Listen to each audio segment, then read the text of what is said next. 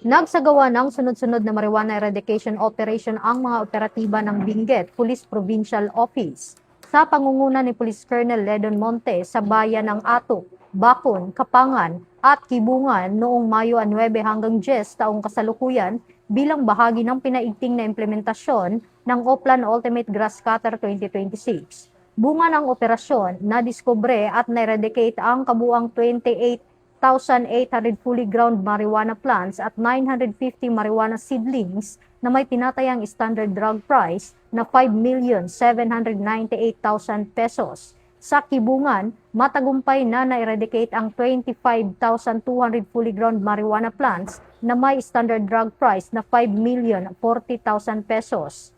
Sa communal forest ng sitio Balbalnag, Baguio, sa Kapangan naman, umabot sa 900 marijuana seedlings na may standard drug price na 36,000 pesos ang sinira sa sitio Ambalading, Pudong. Samantala, sa Bacon, magkakasunod na operasyon na ang isinagawa sa iba't ibang sitio ng Tayapa, kung saan kabuuang 3,600 fully grown marijuana plants ang na-eradicate noong Mayo 9, habang karagdagang 1,500 fully grown marijuana plants naman ang nadiskubre at sinira sa follow-up operation noong Mayo 10 sa sitio Silao.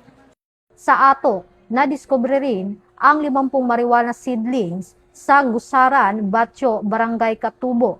Lahat ng nadiskubring marijuana plants ay binunot at sinunog on-site. Matapos ang tamang dokumentasyon, kumuha rin sila ng representative samples para isumite sa RFU CAR para sa qualitative examination. Patuloy namang pinaigting ng Benguet PPO ang kanilang kampanya kontra illegal na droga sa pamamagitan ng tuloy-tuloy na marijuana eradication operations sa mga liblib na lugar ng lalawigan upang mapanatili ang ligtas at drug-free na komunidad sa Benguet. Ito ang bagong PNP para sa bagong Pilipinas, serbisyong mabilis, tapat at nararamdaman.